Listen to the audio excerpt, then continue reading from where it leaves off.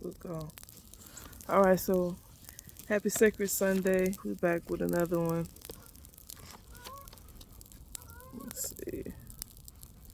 All right, there we go. Back with another one. Reading from The Great Cosmic Mother, Rediscovering the Religion of Earth.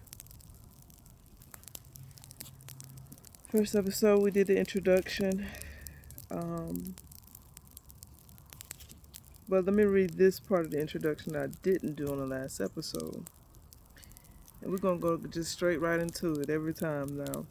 The Great Mother in her many aspects, maiden, raging warrior, benevolent mother, death-dealing and all-wise crone, unknowable and ultimate weird, is now powerfully re-emerging and rising again in human consciousness as we approach the 21st century.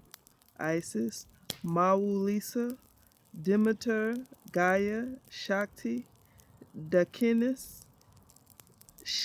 Shekinah, Astara, Ishtar, Rhea, Freya, Nerthus, Bridget, Danu, call her what you may, has been with us.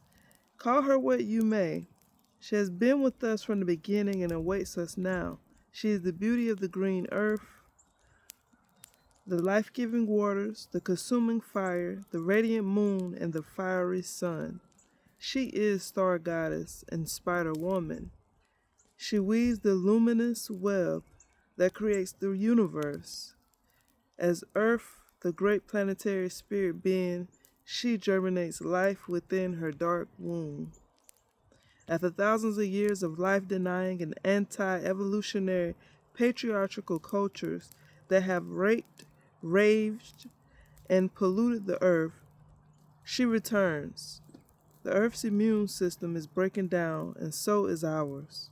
Her soil, atmosphere, plant life, trees, and animal worlds are exhausted beyond endurance. All beings are suffering and can take no more. Based in matricide, the death of all nature, and the utter exploitation of women, Western culture has now run itself into the ground, and there is no other way but to return to the mother who gives us life.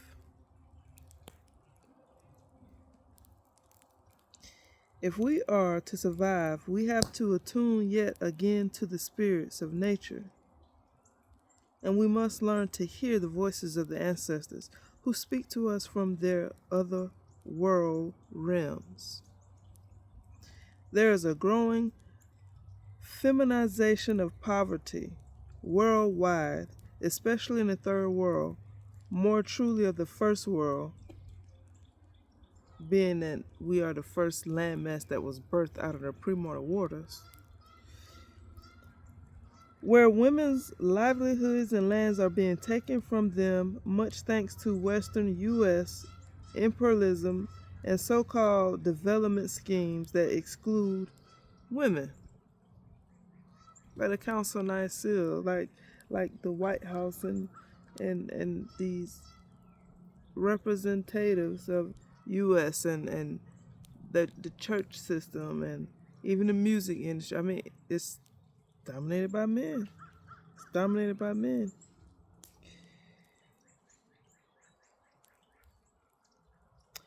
So in the Western world, the assault on women's last remnants of autonomous powers, the destruction of our ancient knowledge of healing and of magical technology that enhanced our psychic powers as well as the fertility of the land, came about with the witch hunts that lasted more than 300 years.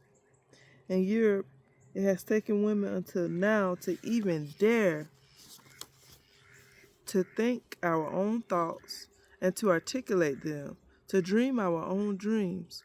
We are the wise women returning at this dangerous hour because women worldwide are and always were the guardians of the living earth. As are all the surviving native tribal shamanistic peoples who still commune with the spirits. I was I was involved with the Antichrist and anti Vietnam War movements in Sweden in the 1960s.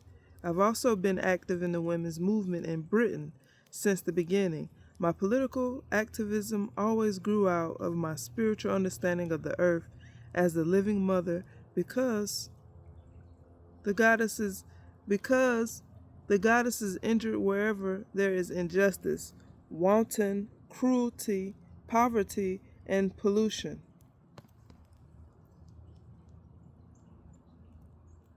Of course, the goddess is not just benevolent and fertile, she is also death dealing and the destroyer. Watch out now.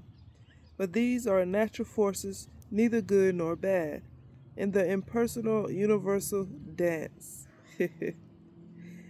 But what I am speaking of here is the destruction brought about by the selfish and despotic patriarchs, male brotherhoods, who hate organic life in itself and desire to become dissembled bodied, thereby returning to an abstract and impossible father, father who desires thorough death with no rebirth for us all. You get that? This is the whole birthing of the religions right here.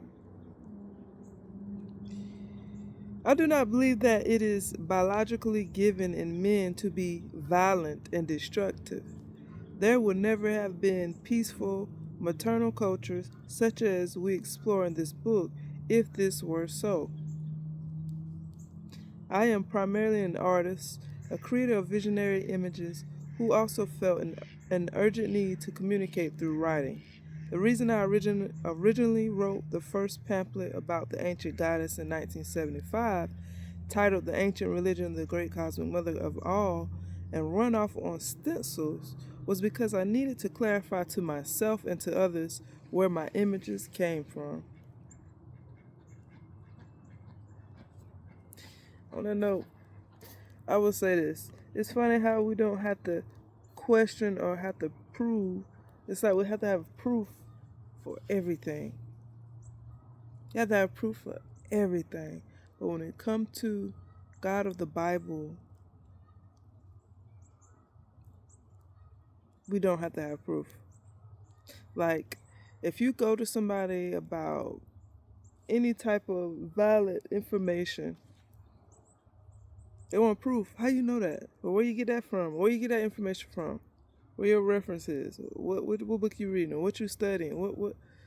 But when it comes to things of the Bible matters, like the people, just the names of the Bible, just these places that said this and this happened, Old Testament, New Testament, whatever you may have it, we don't even have to question it.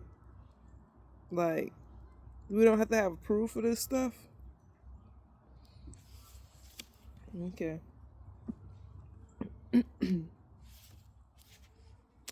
So, by then I had created many goddess paintings. My early images had a strange, archaic quality about them, as if they came from another time and space. At the time, I felt utterly alone in my work and in what I was attempting to express. God Giving Birth, 1968, is a sacred painting in which I wanted to holistically express my growing religious belief in the Great Mother as a cosmic spirit and generative force in the universe. To my utter amazement, it nearly brought me to court over the years for obscenity and blasphemy. The inspiration for the painting was the natural home birth of my second son in 1961, now 29 years ago, which felt to me like a first initiation to the Great Mother and opened me to her in visions and dreams. I always experienced my art as what can only be described as a process, shamanic process, entering to a state of being or mind where knowledge is available from past, present, and future. So like the Akasha records. This may of this way of knowing belongs to the lunar mother who is both dark and light. She of the dark nights, an inner radiant light like that of the moon, who gives us dreams and illuminations. No surprise, perhaps, that many of my images appear to be moonlight, and that I have been sorely tested by the dark light mother who has taken back to herself two of my beloved sons. My youngest son was run down and killed in front of my eyes in the Basque country in the south of France. And I'm gonna stop right there. Wow, this book is deep. It's rest in power, rest in peace. Seriously. So that was the introduction that I just did not want to skip over and start reading. Now that we have the introduction out of the way, so we can have a better understanding and clarity of the author, to get more info intake on the author. And we'll start back into the first chapter, Women's Early Culture Beginnings. Matter of fact, I will stop this one and begin another one. All right, because we over 10 minutes. All right, so we have it. All right.